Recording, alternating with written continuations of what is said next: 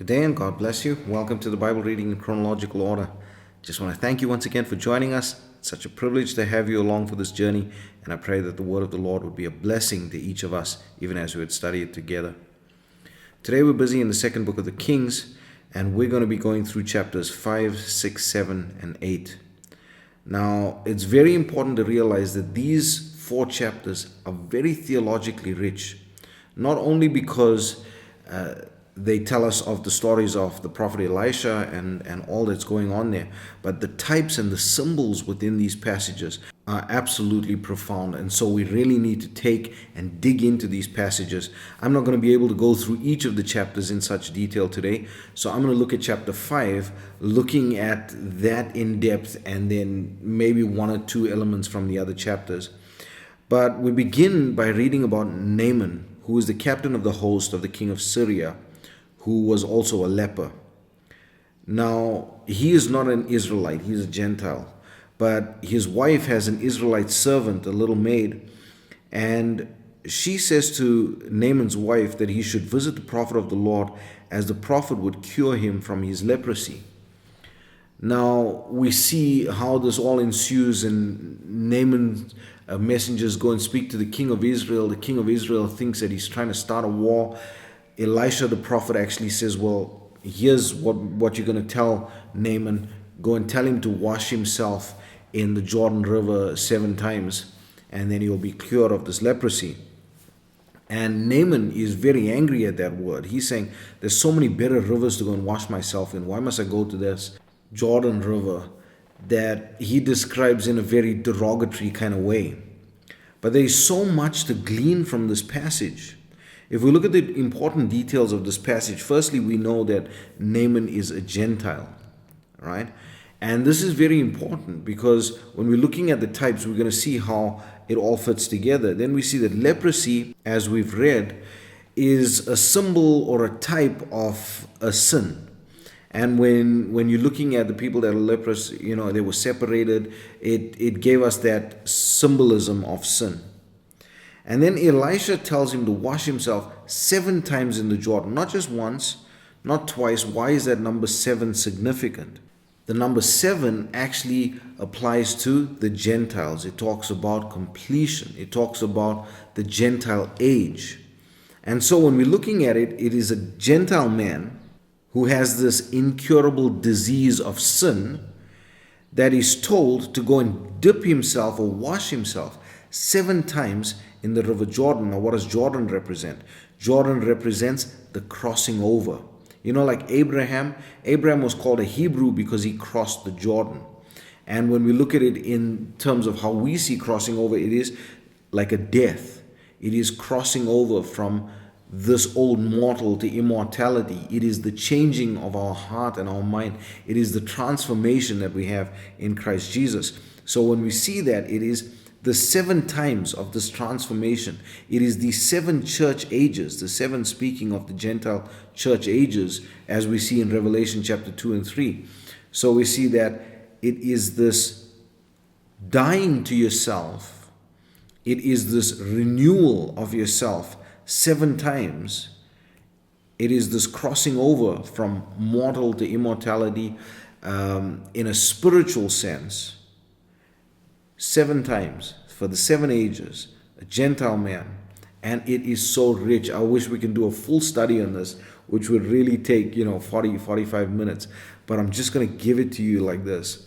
And then we see as we go on then that Naaman offers gifts to the prophet. But the prophet said, no, this is not something that warrants gifts or anything like that. You just go and you just do what's right now. Believe in the one true God.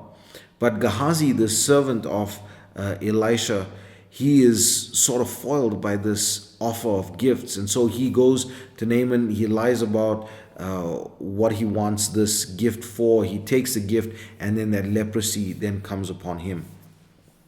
Then we get to chapter 6, and we see that the sons of the prophets, they were there and they were ready to build some place, and then they lose this axe head, and they were very scared because they borrowed this thing, and Elisha causes the axe head, that iron, to swim also very significant. There's so much in here, but I can't really go through everything. And so he discloses the king of Syria's plans and counsel to the Israelites. And when the king of Syria discovers that it is the prophet Elisha in Israel that knows what the king is thinking and planning, he sends the army to fetch him. Now the king is very wroth that the man of God knew what he was thinking, what he was planning, and maybe he wanted to use the skills of the prophet to sort of counsel for him. Maybe he just wanted to get rid of him so that he could attack the land without his plans being known. And then we see that verses 16 and 17, when the king sends his entire army to surround Israel, and the servant of Elisha sees this whole army and he thinks they are done for. It says in verse 16 and 17, it says, "And he answered," this is Elisha speaking to his servant now, "Fear not, for they that be with us are more than they that be with them." And Elisha prayed and said, "Lord, I pray thee, open his eyes that he may see." And the Lord opened the eyes of the young man, and he saw, and behold, the mountain was full of horses and chariots of fire round about Elisha. So even though they were compassed about by a whole army, you can think this whole army of Syria, which was a brutal army, they come in to fetch one guy, and yet the army of the host of the Lord was so much bigger. And then we see in contrast that while the servant's eyes were open to the spiritual, the eyes of the men of the army of Syria were closed to even the natural by the Lord. There's so much more in the chapter. I'm going to leave that chapter there. Then we get to chapter 7, and then we see now the famine was so sore in the land of Samaria, and we read in the previous chapter how even two mothers were prepared to eat their own children. And the king of Israel was so angry that he sought to kill Elisha because of this famine. Now notice very importantly that the drought in the time of Elijah was 3.5 years that they had no rain. Now in the time of Elisha, this is 7 years of famine in Samaria. What did Elisha ask for? He asked for a double portion of the spirit of Elijah. You can just see that then moving in this regard. And then we see that Elisha prophesies incredible plenty in Samaria, but a man who the king trusted, the Bible says a Lord that the king leaned upon, he was very unbelieving of the word of Elisha. And so Elisha says that he will see the increase, but he will not eat of it. And then we see this amazing story of how 4 lepers take a chance to go into Syria to get food. But the Lord God actually causes the Syrians to be so confounded at the noise of these 4 men that they thought they were under siege and fled, leaving all the food and supplies. And these lepers then, when they go in and they see that everything is left, but there's so much food and stuff, they go and they call the king of Israel, and the people of Israel took the spoil and fulfilled the word of the prophet. But the unbelieving man was trodden to death. Then we get to chapter 8, and we return to the Shunammite woman, who by reason of this 7-year famine sojourned in the land of the Philistines for 7 years. And at the end of the 7 years, she cried to the king to restore her land back. And so we read that Gehazi, who was Elisha's servant, advocated for her and told the king all of the works that Elisha, the prophet of God, had done. And so the king restored to her all of her possessions. Now it is important for us to note that Shunem is a city in the tribe of Issachar. So it's within Israel. So it's very likely that this woman was an Israelite woman. And this is very important because we need to understand that the Lord on his ministry on earth spoke to the Israelites. But at his ascension and at the day of Pentecost, then the gospel was opened up to the Gentiles, and that was the beginning of the Gentile church ages. And then for that 7 church ages, the Israelites are not being worked with at the moment. They still continue in their way, and then the Lord will return to them at the time of the tribulation.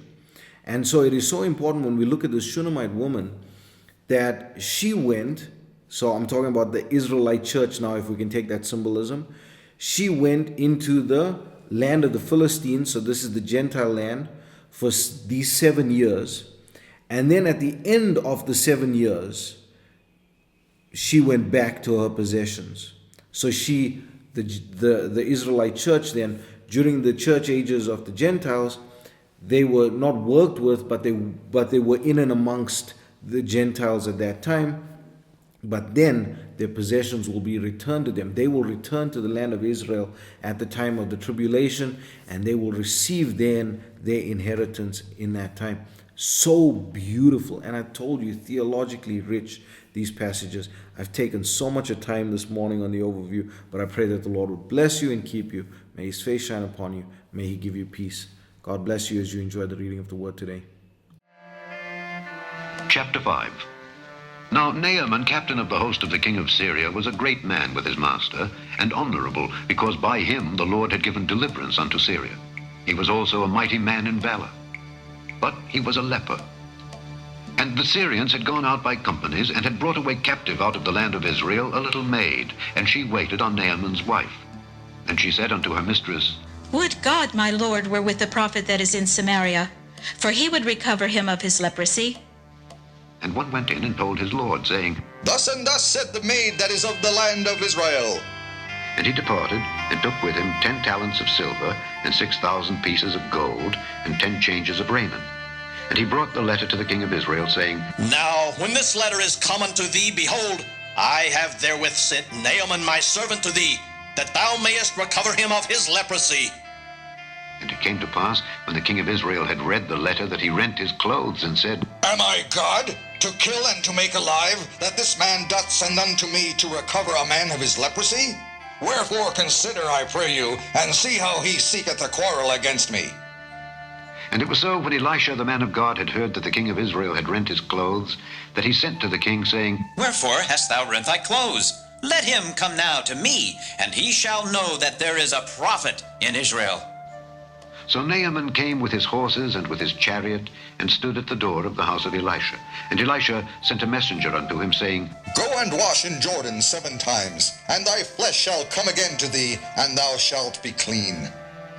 But Naaman was wroth, and went away and said, Behold, I thought, he will surely come out to me, and stand and call on the name of the Lord his God, and strike his hand over the place, and recover the leper.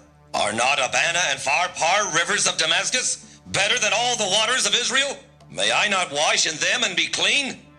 So he turned, and went away in a rage.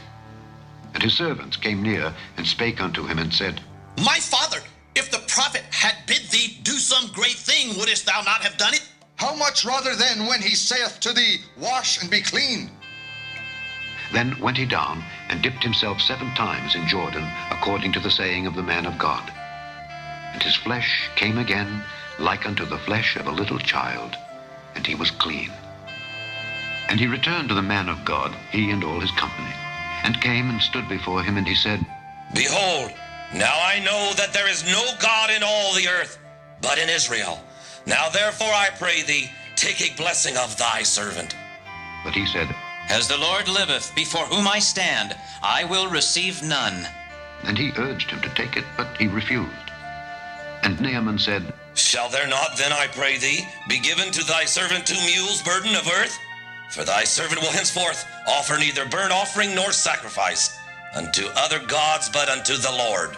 In this thing the Lord pardon thy servant, that when my master goeth into the house of Rimmon to worship there, and he leaneth on my hand, and I bow myself in the house of Rimmon, when I bow down myself in the house of Rimmon, the Lord pardon thy servant in this thing. And he said unto him, Go in peace. So he departed from him a little way. But Gehazi, the servant of Elisha the man of God, said, Behold, my master hath spared Naaman this Syrian, in not receiving at his hands that which he brought. But as the Lord liveth, I will run after him, and take somewhat of him. So Gehazi followed after Naaman.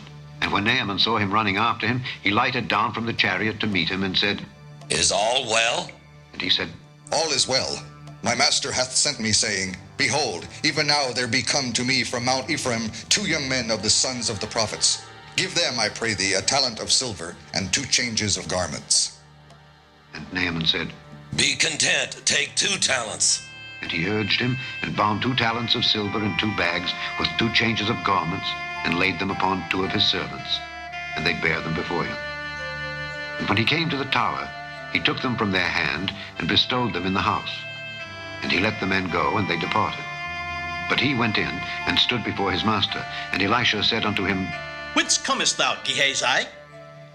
And he said, Thy servant went no whither. And he said unto him, Went not mine heart with thee when the man turned again from his chariot to meet thee? Is it a time to receive money, and to receive garments, and olive yards, and vineyards, and sheep, and oxen, and men servants, and maid servants? The leprosy therefore of Naaman shall cleave unto thee, and unto thy seed forever. And he went out from his presence, a leper as white as snow. Chapter 6. And the sons of the prophets said unto Elisha, Behold, now the place where we dwell with thee is too strait for us. Let us go, we pray thee, unto Jordan, and take thence every man a beam, and let us make us a place there where we may dwell. And he answered, Go ye. And one said, Be content, I pray thee, and go with thy servants. And he answered, I will go. So he went with them. And when they came to Jordan, they cut down wood. But as one was felling a beam, the axe head fell into the water, and he cried and said, Alas, master, for it was borrowed. And the man of God said, Where fell it? And he showed him the place. And he cut down a stick, and cast it in thither, and the iron did swim. Therefore said he, Take it up to thee. And he put out his hand and took it. Then the king of Syria warred against Israel, and took counsel with his servants, saying, In such and such a place shall be my camp. And the man of God sent unto the king of Israel, saying, Beware that thou pass not such a place, for thither the Syrians are come down. And the king of Israel sent to the place which the man of God told him and warned him of, and saved himself there, not once nor twice. Therefore the heart of the king of Syria was sore troubled for this thing, and he called his servants, and said unto them, Will ye not show me which of us is for the king of Israel? And one of his servants said, None, my lord, O king, but Elijah, the prophet that is in Israel, telleth the king of Israel the words that thou speakest in thy bedchamber. And he said, Go and spy where he is, that I may send and fetch him. And it was told him, saying, Behold, he is in Dothan. Therefore sent he thither horses and chariots and a great host. And they came by night, and compassed the city about. And when the servant of the man of God was risen early and gone forth, behold, an host compassed the city, both with horses and chariots. And his servant said unto him, Alas, my master, how shall we do? And he answered, Fear not, for they that be with us are more than they that be with them. And Elisha prayed and said, Lord, I pray thee open his eyes that he may see. And the Lord opened the eyes of the young man, and he saw. And behold, the mountain was full of horses and chariots of fire round about Elisha. And when they came down to him, Elisha prayed unto the Lord and said, Smite this people, I pray thee, with blindness. And he smote them with blindness, according to the word of Elisha. And Elisha said unto them, This is not the way, neither is this the city. Follow me, and I will bring you to the man whom ye seek. But he led them to Samaria. And it came to pass, when they were come into Samaria, that Elisha said, Lord, open the eyes of these men, that they may see. And the Lord opened their eyes, and they saw, and behold, they were in the midst of Samaria.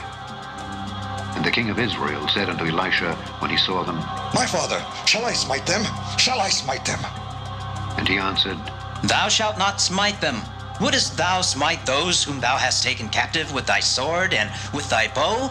Set bread and water before them, that they may eat and drink, and go to their master. And he prepared great provision for them. And when they had eaten and drunk, he sent them away, and they went to their master. So the bands of Syria came no more into the land of Israel. And it came to pass after this, that Benhadad king of Syria gathered all his host, and went up and besieged Samaria. And there was a great famine in Samaria, and behold, they besieged it, until an ass's head was sold for 80 pieces of silver, and the 4th part of a cab of dove's dung for 5 pieces of silver. And as the king of Israel was passing by upon the wall, there cried a woman unto him, saying, Help, my lord, O king. And he said, If the Lord do not help thee, whence shall I help thee? Out of the barn floor, or out of the winepress? And the king said unto her, What aileth thee? And she answered, This woman said unto me, Give thy son, that we may eat him today, and we will eat my son tomorrow. So we boiled my son, and did eat him. And I said unto her on the next day, Give thy son, that we may eat him. And she hath hid her son. And it came to pass, when the king heard the words of the woman, that he rent his clothes. And he passed by upon the wall, and the people looked, and behold, he had sackcloth within upon his flesh. Then he said, God do so and more also to me, if the head of Elisha the son of Shaphat shall stand on him this day. But Elisha sat in his house, and the elders sat with him. And the king sent a man from before him. But ere the messenger came to him, he said to the elders, See ye how this son of a murderer hath sent to take away mine head? Look, when the messenger cometh, shut the door, and hold him fast at the door. Is not the sound of his master's feet behind him? And while he yet talked with them, behold, the messenger came down unto him. And he said, Behold, this evil is of the Lord. What should I wait for the Lord any longer? Chapter 7. Then Elisha said, Hear ye the word of the Lord. Thus saith the Lord, Tomorrow, about this time, shall a measure of fine flour be sold for a shekel, and 2 measures of barley for a shekel in the gate of Samaria. Then a lord on whose hand the king leaned answered the man of God and said, Behold, if the Lord would make windows in heaven, might this thing be? And he said, Behold, thou shalt see it with thine eyes, but shalt not eat thereof. And there were 4 leprous men at the entering in of the gate, and they said one to another, Why sit we here until we die?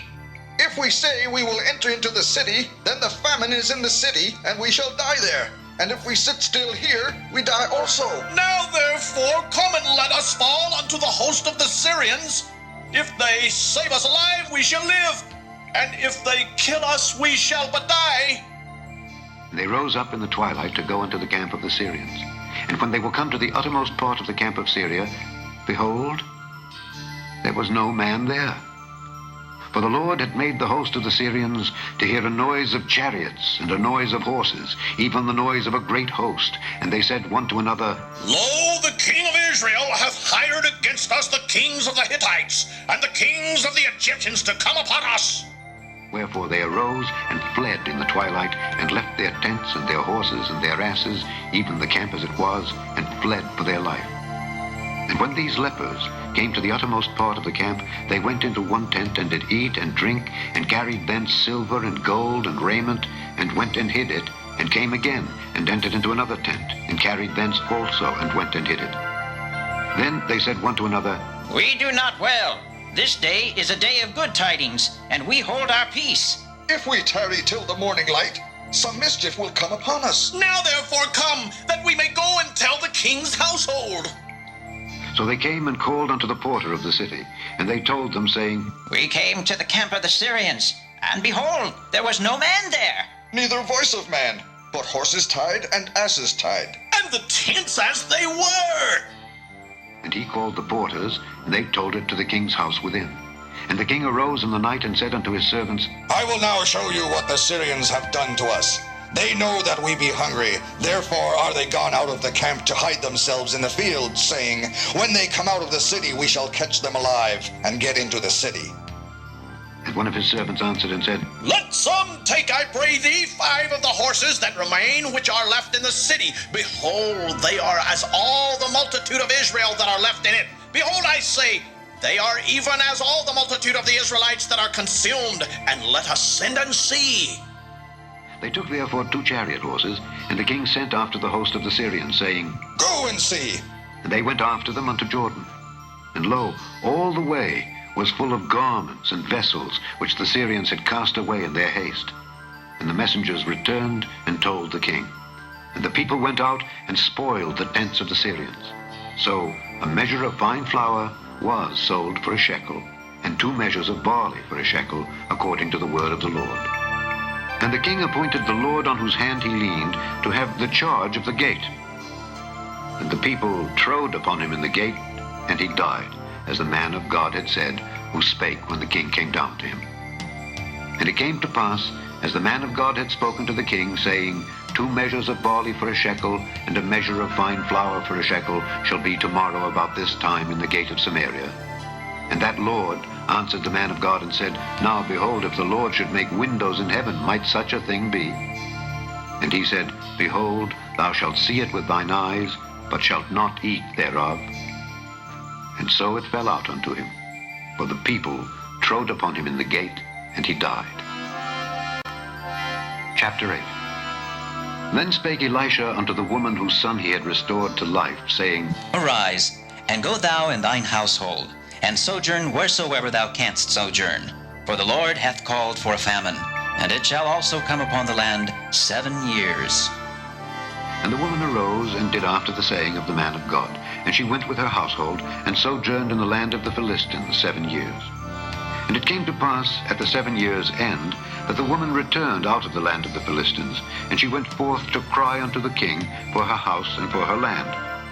And the king talked with Gehazi, the servant of the man of God, saying, Tell me, I pray thee, all the great things that Elisha hath done.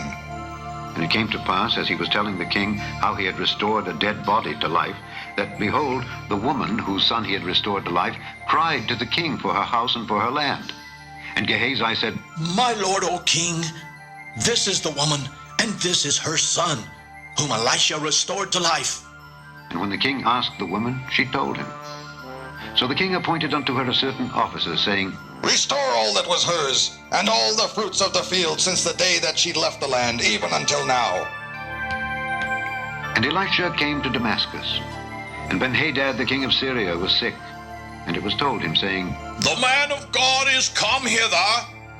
And the king said unto Hazael, Take a present in thine hand, and go meet the man of God, and inquire of the Lord by him, saying, Shall I recover of this disease?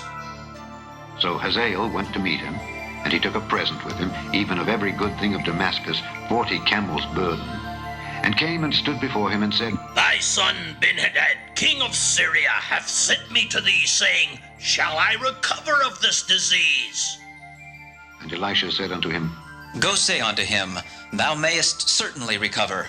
Howbeit, the Lord hath showed me that he shall surely die. And he settled his countenance steadfastly until he was ashamed. And the man of God wept. And Hazael said, Why weepeth my lord? And he answered, Because I know the evil that thou wilt do unto the children of Israel. Their strongholds wilt thou set on fire, and their young men wilt thou slay with the sword, and wilt dash their children, and rip up their women with child. And Hazael said, But what? Is thy servant a dog, that he should do this great thing? And Elisha answered, The Lord hath showed me that thou shalt be king over Syria. So he departed from Elisha, and came to his master, who said to him, What said Elisha to thee? And he answered, He told me that thou shouldest surely recover. And it came to pass on the morrow, that he took a thick cloth, and dipped it in water, and spread it on his face, so that he died. And Hazael reigned in his stead. And in the 5th year of Joram, the son of Ahab, king of Israel, Jehoshaphat being then king of Judah, Jehoram, the son of Jehoshaphat, king of Judah, began to reign. 32 years old was he when he began to reign, and he reigned 8 years in Jerusalem. And he walked in the way of the kings of Israel, as did the house of Ahab. For the daughter of Ahab was his wife, and he did evil in the sight of the Lord. Yet the Lord would not destroy Judah for David his servant's sake, as he promised him to give him always a light, and to his children. In his days Edom revolted from under the hand of Judah, and made a king over themselves. So Joram went over to Zair, and all the chariots with him. And he rose by night, and smote the Edomites which compassed him about, and the captains of the chariots, and the people fled into their tents. Yet Edom revolted from under the hand of Judah unto this day. Then Libnah revolted at the same time. And the rest of the acts of Joram, and all that he did, are they not written in the book of the Chronicles of the kings of Judah? And Joram slept with his fathers, and was buried with his fathers in the city of David. And Ahaziah his son reigned in his stead.